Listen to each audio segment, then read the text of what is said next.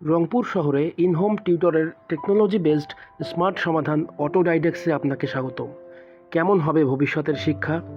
Elvin টফলার 1970 সালে তার future শক বইতে লিখেছেন, একবিংশ শতাব্দীতে লিখতে পড়তে না পারার নাম মূর্খতা নয়, বরং এই শতাব্দীতে মূর্খতার সংজ্ঞা হচ্ছে লার্ন, আনলার্ন এবং রিলার্ন করতে না পারা। আজকের এবং ভবিষ্যতের বাস্তবতায় এই কথাটি খুবই প্রাসঙ্গিক। এটাই এখন চতুর্থ শিল্প বিপ্লবের মূল মন্ত্র। যেহেতু আজকের লেখায় আমি ভবিষ্যতের শিক্ষা নিয়ে কথা বলছি, তাই এখানে একটি প্রশ্ন আসতে পারে যে ভবিষ্যৎ সম্পর্কে ধারণা করা কি যায়? ইতিহাসের শিক্ষা থেকে বলা যায়, মানুষ ভবিষ্যৎ সম্পর্কে খুব ভালো ধারণা দিতে পারে না। মানুষ যখনই ভবিষ্যৎ সম্পর্কে ধারণা দেওয়ার চেষ্টা করেছে, বেশিরভাগ ক্ষেত্রে তা সঠিক হয়নি। কিন্তু আমরা সময়ের ধারাবাহিকতায় এবং বাস্তবতার বিবেচনায় একটি ভিশন দিয়ে সেটাকে উন্নত করতে পারি। ভবিষ্যৎ সম্পর্কে ধারণা দেওয়ার সময় আমাদের বাটারফ্লাই ইফেক্টের বিষয়টি বিবেচনায় রাখতে হবে। তাই শিক্ষায় আমাদের বেশি দূরের ভবিষ্যৎ পরিকল্পনা করলে তা অর্জন করা কঠিন হয়ে যাবে। সর্বোচ্চ 5 থেকে 10 বছর পর্যন্ত ভবিষ্যতের চিন্তা করা যেতে পারে। এর বেশি ভবিষ্যৎ সম্পর্কে ধারণা করা ভুল হবে। শিক্ষার দুটি সংজ্ঞা খুব গুরুত্বপূর্ণ। একটি হচ্ছে প্লেটোর, অন্যটি অ্যারিস্টটলের। দুজনেই একে অপরের শিক্ষক শিক্ষার্থী। এছাড়া স্বামী বিবেকানন্দ এবং মহাত্মা গান্ধী যে সংজ্ঞা দিয়েছেন তা প্লেটো এবং অ্যারিস্টটলের সঙ্গে অনেকটা মিলে যায়। শিক্ষার সাধারণ সংজ্ঞায় বলতে হয়, শিক্ষার পরিধি ব্যাপক, যার মাধ্যমে সাধারণভাবে মানুষের অন্তর্নিহিত সর্বোত্তম গুণাবলী বের করে এনে সামনে এগিয়ে নিয়ে যাওয়াকে বোঝায়। সাধারণ অর্থে শিক্ষা এমন একটি মাধ্যম যার মধ্য দিয়ে জ্ঞান, দক্ষতা, মূল্যবোধ, প্রশিক্ষণ বা গবেষণার ফলাফল এক প্রজন্ম থেকে অন্য প্রজন্মের নিকট স্থানান্তরিত হয়। শিক্ষা একজন ব্যক্তির চিন্তাভাবনা, কাজ করার অন্তর্নিহিত গুণাবলী এবং তার ভেতরে স্থায়ী পরিবর্তন আনার ক্ষমতা ও দক্ষতা বৃদ্ধি করে এবং একজন মানুষকে প্রতিদিনকার জীবনের জন্য প্রস্তুত করে। এখানে স্থায়ী পরিবর্তন, জ্ঞান স্থানান্তর এবং গবেষণার মাধ্যমে নতুন জ্ঞান সৃষ্টি খুবই গুরুত্বপূর্ণ। এখন শিক্ষার্থীদের মধ্যে স্থানান্তর কিভাবে করা হবে, সেটা কি কো-ক্রিয়েশনের মাধ্যমে হবে নাকি অন্য কোনো মাধ্যমে হবে, সেটাই হচ্ছে মূল বিষয়। শিক্ষাকে 3 ভাগে ভাগ করা যায়। একটি হচ্ছে ইনফর্মাল শিক্ষা, যেখানে জীবনব্যাপী শিক্ষা নেওয়া হয়। একজন শিক্ষার্থী তার জীবনের চলার পথের অভিজ্ঞতা থেকে এই শিক্ষা পেয়ে থাকে, যেমন মায়ের কাছে রান্না বা বাবার কাছে সাইকেল চালানো শেখা। আরেকটি হচ্ছে নন ফর্মাল শিক্ষা, যা বিভিন্ন অনলাইন মাধ্যম, টিউটরিং কিংবা মেন্টরিংয়ের মাধ্যমে দেওয়া হয়। অন্যটি হচ্ছে ফর্মাল শিক্ষা, যা স্কুল, কলেজ এবং বিশ্ববিদ্যালয় সহ বিভিন্ন প্রতিষ্ঠানে দেওয়া হয়। এগুলোর প্রত্যেকটার কিছু ভালো দিক এবং খারাপ দিক আছে। আমরা যদি প্রত্যেকটার ভালো দিককে একসঙ্গে করে একটি শিক্ষা পদ্ধতির দিকে যেতে পারি, তাহলে সেটাই হবে হাইব্রিড শিক্ষা, যদিও তা আক্ষরিক অর্থে ব্লেন্ডেড না। ভবিষ্যতের শিক্ষা সম্পর্কে চিন্তা করা আমাদের জন্য সহজ হবে যদি আমরা বুঝতে পারি যে একজন শিক্ষার্থী কী কী পদ্ধতিতে শিখতে পারে। কারণ এক একজন শিক্ষার্থীর শিখন পদ্ধতি এক এক রকম।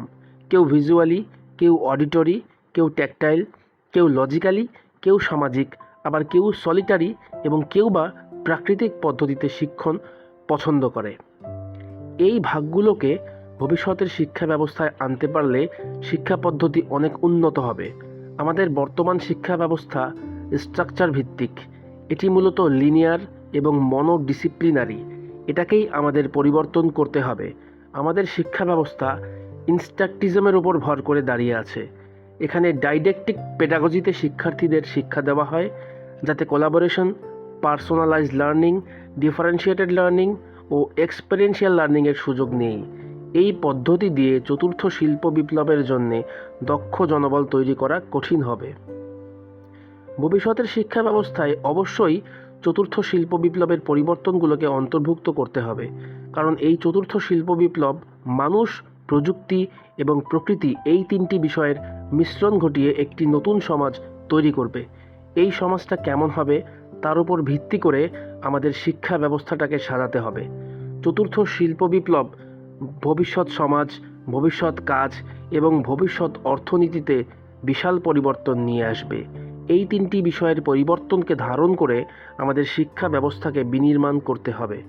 এর ফলে সমাজের বড় পরিবর্তন ঘটবে এবং একটি হাইপার কানেক্টেড সমাজ তৈরি হবে, যেটাকে আমরা বলি সোসাইটি 5। আমরা এখন সোসাইটি 4-এ আছি। এটা হচ্ছে ইনফরমেশন সোসাইটি। চতুর্থ শিল্প বিপ্লবকে ধারণ করার জন্যে সোসাইটি 5-এর প্রয়োজন হবে, যাকে আমরা বলি সুপার স্মার্ট সোসাইটি।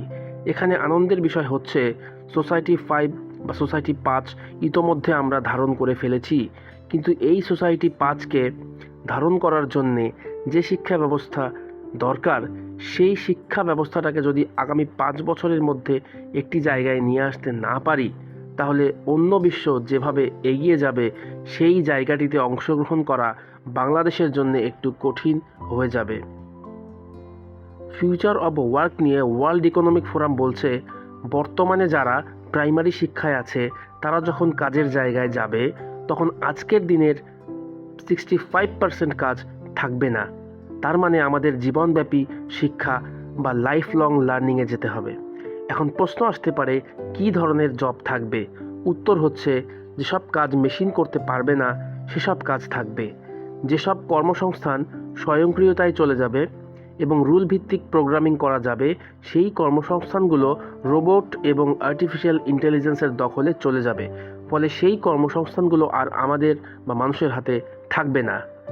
ভবিষ্যৎ অর্থনীতিও পরিবর্তিত হবে এবং সেটা আমরা দেখতেও পাচ্ছি। ভবিষ্যৎ অর্থনীতি হবে গ্রিন, ডিজিটাল এবং গিগ। এগুলো একত্রিত হয়ে একটি জ্ঞানভিত্তিক অর্থনীতির দিকে যাচ্ছে। জ্ঞানভিত্তিক অর্থনীতির ধারণাটি 1970 সালে এসেছে। এখানে বলা হয়েছিল, ধীরে ধীরে বিশ্ব জ্ঞানভিত্তিক অর্থনীতির দিকে চলে যাবে। যারা জ্ঞানভিত্তিক অর্থনীতির দিকে যেতে পারবে না তারা সেভাবে উন্নত হতে পারবে না। জ্ঞানভিত্তিক অর্থনীতির একটি বৈশিষ্ট্য হচ্ছে ইকোনমি অফ স্কারসিটি থেকে ইকোনমি অফ অ্যাবান্ডেন্সে যাওয়া, অর্থাৎ সম্পদের অপ্রতুলতা থেকে সম্পদের প্রচুরতায় যাওয়া। কারণ জ্ঞান বিতরণ করলে জ্ঞান বৃদ্ধি পায়। জ্ঞানভিত্তিক অর্থনীতির সঙ্গে প্রযুক্তি এবং ডিজিটালাইজেশনের একটি বড় সম্পর্ক রয়েছে। কিন্তু জ্ঞানভিত্তিক অর্থনীতি বলতে শুধু প্রযুক্তিকে বোঝায় না, কারণ প্রযুক্তি এবং ডিজিটালাইজেশনের মাধ্যমে জ্ঞানভিত্তিক অর্থনীতিতে যাওয়া অনেক সহজ। এটা ছাড়াও যাওয়া সম্ভব, তবে অনেক সময় লাগবে। উপরের আলোচনা থেকে আমরা বুঝতে পারি যে আগামী বিশ্ব হবে পরিবর্তনশীল, অনিশ্চিত, জটিল ও রহস্যময়। সেই বিশ্বে আগামীর নবীনদের স্বাগত জানাই। আমাদের মাথায় রাখতে হবে, আমরা যে প্রজন্মকে নিয়ে এই শিক্ষা ব্যবস্থা তৈরি করতে চাই সেটা হচ্ছে জেনারেশন জেড, যেটাকে আমরা সংক্ষেপে জেন জেড বলি, এবং তাদের জন্ম হচ্ছে 1995 সালের পর। তাদের যে চিন্তাভাবনা, এটাকে যদি আমরা ধারণ না করি তাহলেও আমরা ভবিষ্যতের শিক্ষা সম্পর্কে ধারণা করতে পারবো না। তারা ভাবে প্রযুক্তি সব সমস্যার সমাধান দেবে, কিন্তু না, প্রযুক্তি সব সমস্যার সমাধান করে দেবে না। প্রযুক্তি বড়জোর সমস্যার সমাধানে দক্ষতাকে বৃদ্ধি করতে পারে। তারা এখন আর লিনিয়ার ও মনোডিসিপ্লিনারি লার্নিং পছন্দ করে না। তারা নন লিনিয়ার এবং মাল্টিডিসিপ্লিনারি লার্নিংয়ে থাকতে চায়। সুতরাং তাদের গতানুগতিক পদ্ধতিতে নিয়ে আসা খুবই কঠিন এবং চ্যালেঞ্জিং বিষয়। আমরা যারা শিক্ষা নিয়ে কাজ করি তারা অনেক সময় হাইপে ভুগি।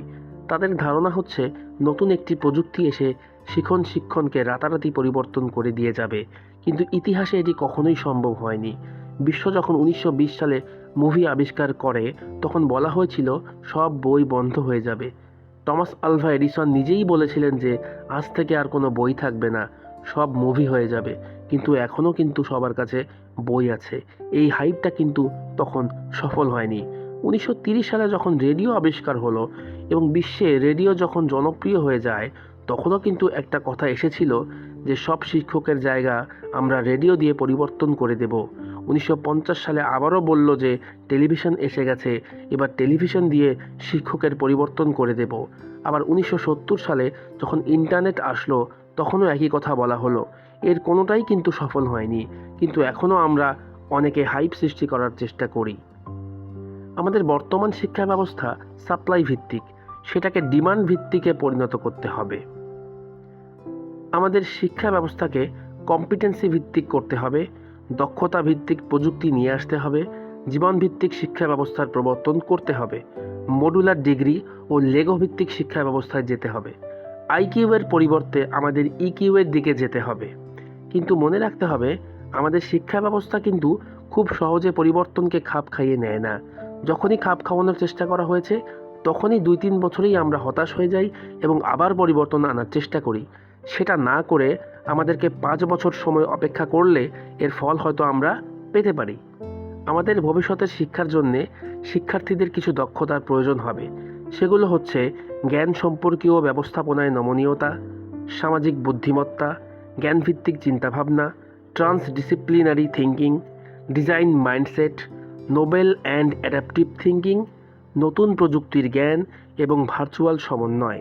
এছাড়াও critical thinking, communication, collaboration, teamwork, সমন্বিত সমস্যা সমাধান, সৃষ্টিশীলতা বা ক্রিয়েটিভিটি, ইমোশনাল ইন্টেলিজেন্স, বৈশ্বিক সচেতনতা, আর্থিক, অর্থনৈতিক, ব্যবসা এবং উদ্যোক্তা হওয়ার জ্ঞান অর্জন করতে হবে। Civic literacy, health literacy, environmental literacy, computational thinking, judgment and decision making, service orientation, negotiation এবং জ্ঞানভিত্তিক নমনীয়তা, এসব দক্ষতাও অর্জন করতে হবে। এই দক্ষতাগুলো যদি আমরা একটি একটি করে নিয়ে আসতে পারি তাহলে আমাদের লক্ষ্যে পৌঁছানো সহজ হবে। আমাদের ভবিষ্যতের শিক্ষাটা হতে হবে নন স্ট্রাকচার্ড। এখানে কোনো স্ট্রাকচার থাকবে না এবং এটা হতে হবে নন লিনিয়ার এবং মাল্টিডিসিপ্লিনারি। সেক্ষেত্রে শিক্ষা ব্যবস্থার ভিশন হবে সহজবর্ষ, সহজগম্য এবং অন্তর্ভুক্তিকর। ভবিষ্যৎ শিক্ষা ব্যবস্থায় যদি আমরা উপরিউক্ত বিষয়গুলো নিয়ে আসতে চাই তাহলে আমাদের বর্তমান শিক্ষা ব্যবস্থায় বেশ কিছু পরিবর্তন নিয়ে আসতে হবে। সেই পরিবর্তন আনয়নে আমরা 5টি প্রস্তাব রাখছি। সেগুলি হলো শিক্ষায় ফ্লেক্সিবিলিটি, শিক্ষায় স্বাধীনতা, শিক্ষায় মানবিকীকরণ, শিক্ষায় ব্যক্তিগতকরণ এবং শিক্ষায় বিশেষায়িতকরণ। শিক্ষা ব্যবস্থাকে উল্লিখিত বিষয়গুলো অন্তর্ভুক্ত করতে পারলে দেশ হিসেবে আমরাও প্রযুক্তির অপ্রত্যাশিত বিকাশের সঙ্গে তাল মিলিয়ে চতুর্থ শিল্প বিপ্লবের নেতৃত্ব দিতে পারব। তবে সেজন্য আমাদের শিক্ষণ ব্যবস্থায় অন্তর্ভুক্তিমূলক অনুকূল পরিবেশ নিশ্চিত করতে হবে। সেটা আমাদের এখনই করতে হবে।